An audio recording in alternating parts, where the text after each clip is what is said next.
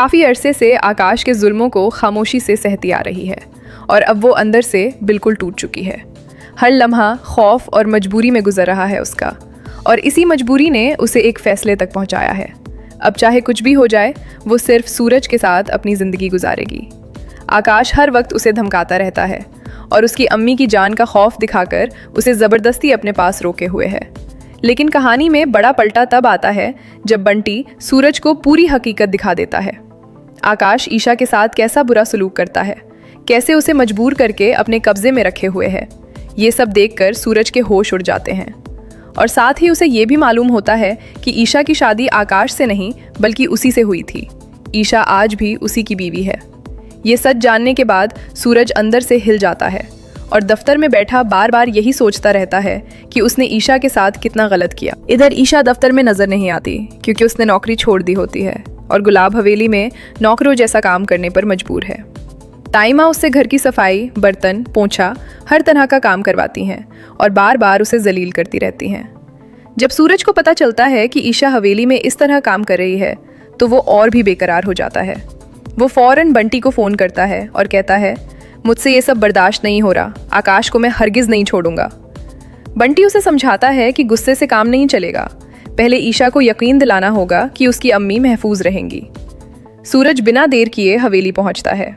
ईशा एक मेज़ पर चढ़कर सफाई कर रही होती है। अचानक मेज़ हिलती है और वो गिरने ही वाली होती है। उसी लम्हे सूरज दौड़कर उसे थाम लेता है और ईशा उसके बाहों में आ गिरती है। दोनों कुछ पल एक दूसरे की आंखों में खो जाते हैं, जैसे वक्त ही रुक गया हो। लेकिन तभी ताइमा ये सब देख लेती हैं और गुस्से से तिलमिला उठती हैं। ईशा को फौरन किचन में जाने का हुक्म देती हैं। किचन में जाकर ताइमा ईशा को खूब सुनाती हैं। कहती हैं कि मेरे रहते सूरज तुझे कभी नहीं मिलेगा और मैंने उसके लिए तुझसे बेहतर लड़की भी ढूंढ ली है। ये सुनकर ईशा का दिल टूट जाता है और आंसू रुकने का नाम नहीं लेते। वो अकेले बैठकर रोती है और मन में कहती है, सूरज सिर्फ मेरा है, वो किसी और का नहीं हो सकता।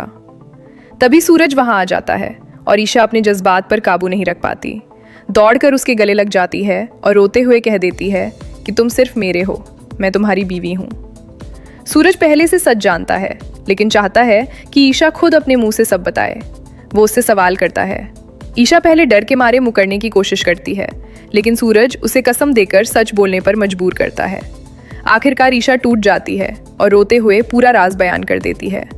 कैसे उसके अब्बा ने उसे मजबूर किया, कैसे अम्मी को बंधक बनाकर उसे आकाश के साथ रहने पर मजबूर किया गया। ये सब सिर्फ सूरज और उसके घर वालों को बचाने के लिए उसने सहा। सूरज की आंखों में भी आंसू आ जाते हैं। वो ईशा को गले लगा लेता है और यकीन दिलाता है अब सब ठीक होगा। तभी आकाश वहां आ धमकता है। दोनों को साथ देखकर गुस्से से बौखला जाता है, लेकिन इस बार सूरज पीछे नहीं हटता। सबके सामने सच्चाई बयान कर देता है कि ईशा उसकी बीवी है और आकाश उसे ब्लैकमेल करके रोके हुए है। ये सुनकर घर में मौजूद सभी हैरान रह जाते हैं। ताइमा भी सन्न रह जाती हैं। सूरज पुलिस बुलाने का फैसला करता है। आकाश के होश उड़ जाते हैं और वो माफ़ी मांगने लगता है, लेकिन सूरज सख्त लहजे में कहता है कि अब तुम्हें हर जुर्म की सज़ा मिलेगी। मजबूरी में आकाश गुलाब सिंह को फ़ोन करता है और अब कहानी में नया पलटा आने वाला है।